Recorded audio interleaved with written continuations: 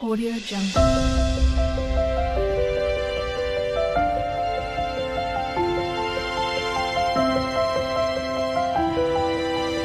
Audio Jungle.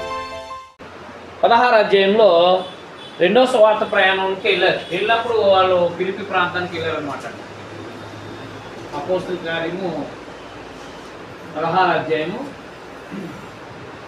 రెండో సువార్త ప్రయాణం అంట. పౌలు గారి యొక్క రెండో సువార్త ప్రయాణం.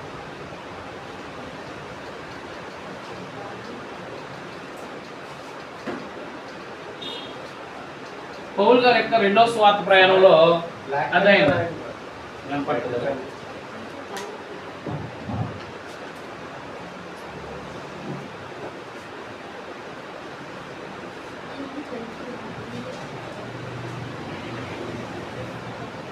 పౌలు గారి యొక్క రెండవ సువార్త ప్రయాణం.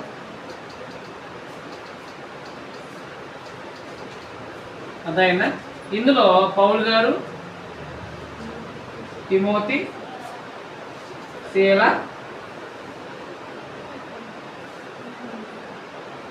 తర్వాత ఈయన కలుస్తారు. ఎవరో లోకా గారు కలుస్తారు మధ్యలో. రెండో స్వార్థ ప్రయాణంలో మొదటి స్వార్థ ప్రయాణంలో ఏమో పౌలు గారు, బర్నబా గారు. పౌలు గారు, బర్నబా గారు రెండో స్వార్థ ప్రయాణంలో జట్టు అనమాట. వాళ్ళ ముగ్గురు జట్టుకి వెళ్ళారు. జాన్ మార్క్ గారు. ఇప్పుడు రెండో స్వార్థ ప్రయాణంలో పౌలు, తిమోతి, శీల, లోకా ఈ నలుగురు కూడా రెండో స్వార్థ ప్రయాణంలో వెళ్ళారన్నమాట.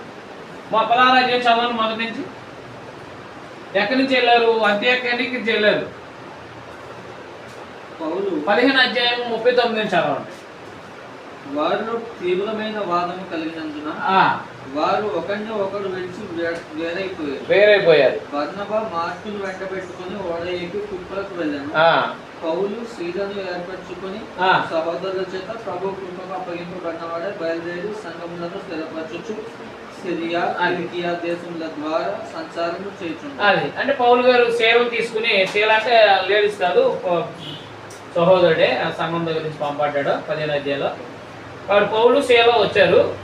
పౌలు శీల బయలుదేరారు అనమాట రెండో స్వార్థ ప్రయాణం. అప్పుడు 16వ అధ్యాయంలో తిమోతి యాడ్ అయ్యాడు. 16వ అధ్యాయం మొదటి పౌలు దెర్బేకును లుస్త్రాకును వచ్చాను. అది పౌలు అంత్యోక్య నుంచి ఎక్కడికి వచ్చాడు? దెర్బే, తర్వాత లుస్త్రా. ఈ దెర్బే లుస్త్రాకి వచ్చాడు అనమాట. అక్కడ తిమోతి అను ఒక శిష్యుడు ఉండేది. ఆయన ఆల్రెడీ మొదటి స్వార్థ ప్రయాణంలో ఈ దెర్బే లుస్త్రా వెళ్ళారు. వెళ్ళినప్పుడు అక్కడ తిమోతి అనే శిష్యుడు. తిమోతి అంటే ఎవరు? తిమోతి రాసిన మొదటి పత్రిక, తిమోతి రాసిన రెండో పత్రిక అందుకున్న ఆయన అనమాట. అక్కడ తిమోతి అను శిష్యుడు ఉండేను. అతడు విశ్వసించిన యొక్క యూదురాలి కుమారుడు. అతని తండ్రి గ్రీసు దేశస్థుడు. అతని తండ్రి గ్రీసు దేశస్థుడు అంటే అన్నిడు అనమాట. అందును బట్టి ఆయన సమాజ మందిరంలోకి రానవరని చెప్పేసి ఆయన యూదురాలి కుమారుడు కాబట్టి సొన్న చేయించాడు. తీతు సంపూర్ణమైన అన్యుడు, అతను సొన్న చేయించలేదు. అతడు లుస్త్రాలోను ఈకొనియాలోను ఉన్న సహోదరుల వలన మంచి పేరు పొందినవాడు. అతడు తనతో కూడా బయలుదేరి రావాలని పౌలు కోరి, అతని తండ్రి గ్రీసు దేశస్థుడని ఆ ప్రదేశంలోని యూదులకు అందరికీ తెలియదు గనక వారిని బట్టి అతన్ని తీసుకుని సున్నతి చేయించాడు. ఎందుకు చేయించాలో చెప్పాడు అక్కడ. సున్నతి యూదురాలు కుమారుడు కాబట్టి అన్ని వాళ్ళతో పాటు సమాజ మందిరంలోకి వెళ్ళడానికి రానవరు అని చెప్పేసి వారు ఆయా పట్టణముల ద్వారా వెలుచు యెరూషలేములో ఉన్న అపోస్తలులను పెద్దలను నిర్ణయించిన విధులను గైకొనుటకు వారికి అప్పగించాడు. గనుక సంఘములు విశ్వాసములు స్థిరపడి అనుదినము లెక్కకు విస్తరించుచుండారు. ఆసియాలో వాక్యము చెప్పకూడదని పరిశుద్ధాత్మ వారిని ఆటంకపరిచినందున వారు ఫ్రుగియా, గలతియా ప్రదేశముల ద్వారా వెళ్ళిరి. ముసియా దగ్గరకు వచ్చి బీతునియాకు వెళ్ళుటకు ప్రయత్నం చేసిరు గాని యేసు యొక్క ఆత్మ వారిని వెళ్ళనీయలేదు. అంతటా వారు ముషియాను దాటిపోయి త్రోయకు వచ్చారు. అప్పుడు మాసిదోనియా దేశస్థుడు ఒకడు నిలిచి, నీవు మాసిదోనియాకు వచ్చి మాకు సహాయం చేయమని తనను వేడుకొనుచున్నట్టు రాత్రి వేళలో పౌలునకు దర్శనము కలిగింది. అతనికి ఆ దర్శనము కలిగినప్పుడు వారికి సువార్త ప్రకటించుటకు దేవుడు మమ్మల్ని పిలిచి ఉన్నాడని మేము నిశ్చయించుకొని వెంటనే మాసిదోనియాకు బయలుదేరుటకు యత్నం చేసి అది మాసిదోనియాకు వచ్చారనమాట. రెండో సువార్త ప్రయాణంలో మాసిదోనియా ప్రాంతానికి వచ్చారు. వెంటనే అంటే ఇక్కడ లోకా గారు కలిశారనమాట. 16వ అధ్యాయంలో లోకా గారు కలిశారు ఆయనకి. అందుకే మేము అనే మాట వాడాడు అక్కడ. మాసిదోనియా బయలుదేరేట్టుకు యత్నం చేసిద్ది అన్నారు చూడండి అక్కడ. తర్వాత కాబట్టి మేము ఆ, లోయను విడిచి ఓడ ఎక్కి తిన్నగా సముద్రకేకును మర్నాడు నయపొలికిని అక్కడ నుండి ఫిలిప్పీకి వచ్చితిమి. ఎక్కడికి వచ్చారంట? ఫిలిప్పీకి ఫిలిప్పీకి వచ్చారంట. ఫిలిప్పి అంటే ఇది మాసిదోనియా దేశం యొక్క ముఖ్య పట్టణం. మాసిదోనియా దేశానికి ముఖ్య పట్టణం ఇది. ఈ ఫిలిప్పీకి వచ్చారంట అనమాట. ఫిలిప్పి ప్రాంతానికి వచ్చారు. మాసిదోనియా దేశంలో ఆ ప్రాంతంలో అది ముఖ్య పట్టణం. అదిగో చూడండి, మాసిదోనియా దేశంలో ఆ ప్రాంతానికి అది ముఖ్య పట్టణం అనమాట.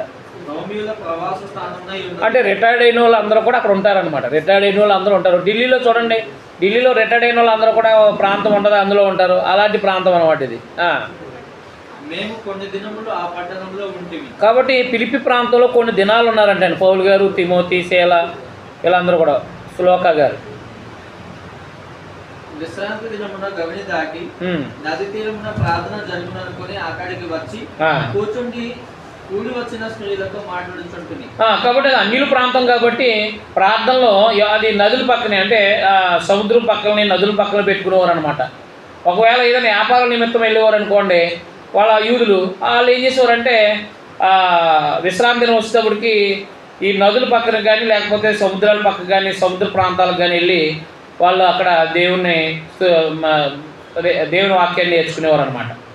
అలాంటి పరిస్థితుల్లో ఈ పౌలు గారు కూడా విశ్రాంతి దినాన్ని నదీ తీరాన ప్రార్థన జరుగును అనుకుని అక్కడికి వచ్చి కూర్చున్నాడు.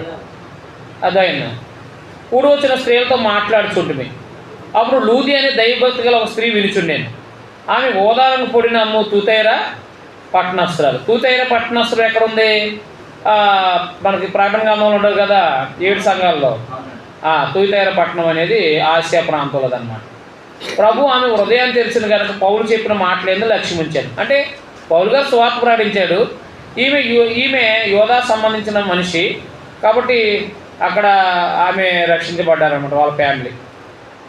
చూడండి, అక్కడ ఆమె ఇంటి వారు బాప్తిసం పొందినప్పుడు ఆమె నేను ప్రభునందు విశ్వాసం కలదని మీరు ఎంచితే నా ఇంటికి వచ్చి ఉండడని వేడుకొని మమ్మల్ని బలవంతం చేస్తున్నాను. మొట్టమొదటిగా ఫిలిప్పీలో ఎవరు బాప్తిసం పొందారు? లూదియా కుటుంబం అనమాట. ఉదాహరణ కూడా అమ్మేవారు ఆ వ్యాపారస్తురాలు. వాళ్ళ ఫ్యామిలీ మొట్టమొదటిగా క్రీస్తు సంఘ సభ్యులు అయ్యారనమాట. ఆ తర్వాత మళ్ళా జైలు అధికారి బాప్తిసం పొందడం అనేది జరిగింది. చూడండి అక్కడ తర్వాత 16 మేము ప్రార్థనా స్థలానికి వెళుతుండగా దయ్యం పట్టిందే సోది చెప్పుడు చేత తన యజమానులు బహులాభం సంపాదించుతున్న ఒక చిన్నది మాకు ఎదురుపడి వచ్చింది. ఆమె పౌలును మమ్మల్ని వెంబడించి ఈ మనుషులు సర్వోన్నతులైన దేవుని దాసులు, వీరు మీకు రక్షణ మార్గం ప్రచురించేవారు ఉన్నారని కేకలు వేసి చెప్పాను. ఆమె ఇలాగ అనేక దినాలు చేర్చింది. నాకు పౌలు వ్యాకులు పడి దాని వైపు తిరిగి నువ్వు ఈమెను వదిలిపోమ్మని యేసుక్రీస్తున్నామని ఆజ్ఞాపిస్తున్నానని ఆ దయ్యంతో చెప్పాను. వెంటనే అది ఆమెను వదిలిపోయాను. ఆమె యజమానులు తమ లాభసాధనం పోయిననుకుని చూసి పౌలును శీలను పట్టుకుని గ్రామపు సావుల్లోనికి అధికారులు అది ఈడ్చుకుని పోయారు. అందులో న్యాయాధిపతులు ఎంతకు వాళ్ళు తీసుకుని వచ్చి ఈ మనుషులు యూదులై ఉండి రోమీలమైన మనం అంగీకరించడానికైనా చేయటికైనా కూడని ఆచారములు ప్రచురిస్తూ మన పట్టణం గలిబిలి చేస్తున్నారని చెప్పారు. అప్పుడు జనసమూహము వారి మీదకు దొమ్మిగా వచ్చింది. న్యాయాధిపతులు వారి వస్త్రాలు లాగివేసి వారిని బెత్తాలతో కొట్టాలని ఆజ్ఞాపించారు. వారు చాలా దెబ్బలు కొట్టి వారిని చెరసాల వేసి భద్రంగా కనిపెట్టాలని చెరసాల నాయకునికి ఆజ్ఞాపించారు. అతడు అట్టి ఆజ్ఞను పొంది వారిని లోపల చెరసాల్లో త్రోసి వారి కాళ్ళకు బొండ వేసి బిగించాను. అయితే మధ్యరాత్రి వేళ పౌలును శీలను దేవునికి ప్రార్థిస్తూ కీర్తన పాడుచుండేది. ఖైదీలు విరుచుండేది. అప్పుడు అకస్మాత్తుగా మహాభూకంపం కలిగెను. చెరసాల పునాదులు అదిరెను. వెంటనే తలుపులన్నీ తెరుచుకొనెను. అందరి బంధకాలు ఊడెను. అందులో చెరసాల నాయకుడు మేలుకుని చెరసాల తలుపులన్నీ తెరిచినట్టు చూసి ఖైదీలు పారిపోయారనుకుని కత్తి దూసి తను చంపుకొని పోయాను. అప్పుడు పౌలు, నువ్వు ఏ హాని చేసుకొనవద్దు, మేమందరం ఇక్కడనే ఉన్నామని బిగ్గరగా చెప్పాను. అతడు దీపం తెమ్మని చెప్పి లోపలికి వచ్చినప్పుడు వణుకుచు పౌలుకు శీలకు సాగిలిపడి వారిని వెలుపలకు తీసుకుని వచ్చి, అయ్యలారా, రక్షణ పొందుటకు నేనేమి అన్యుడినా? ఎవరైనా అన్యుడు ఒక అధికారి, మళ్ళా జైలు అధికారి.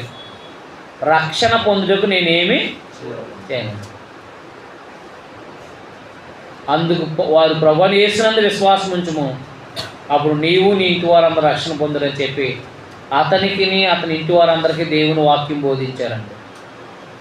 రాత్రి ఆ గడిలోనే అతడు వారిని తీసుకుని వచ్చి వారి గాయాలు కడిగిను.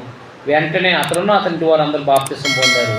మరి అతను వారిని ఇంటికి తోడుకుని వచ్చి భోజనం పెట్టి దేవుని యందు విశ్వాసం ఉంచిన వాడైన తన ఇంటి వారందరితో కూడా ఆనందించెను. ఫిలిప్పీలో అపోస్తలుడైన పౌలు రెండో సువార్త ప్రయాణంలో ఈ సంఘం ఏర్పడింది అన్నమాట. మొట్టమొదటిగా బాప్తిసం పొందిన వాళ్ళు ఎవరన్నమాట? లూదియా ఫ్యామిలీ, జైలజ్ గారి ఫ్యామిలీ, వీళ్ళే క్రీస్తు సంఘం. అయితే వీళ్ళు సంపన్నమైన వాళ్ళు, అంటే వేదలు కాదు అదనమాట. ఎవరు కాదు? వేదలు కాదనమాట. అంటే ధనవంతులు అంటే ప్రభుత్వ ఉద్యోగులు అనమాట. ఎవరో ఈయన జైలధికారి, వీళ్ళు మాత్రం వ్యాపారస్తులు కూడా ధనవంతులే, అవునా కాదా? కాబట్టి సంపన్నమైంది కాబట్టి పౌలు గారికి మాటికి సహాయం చేశారంటారు. ఎవరు? ఫిలిప్పీలో ఉన్న సంఘం అన్నమాట. ఆ సంఘానికి ఒక కృతజ్ఞతగా ఈయన జైల్లో ఉన్నప్పుడు ఓ లెటర్ రాశారనమాట. మధ్యాహ్నం నుంచి మనం ఫిలిప్పీ పత్రిక స్టడీ చేద్దాం. ఓకేనండి? మీ అందరికి వందనాలు. సరిగ్గా మనకు కూడా టైం అయింది.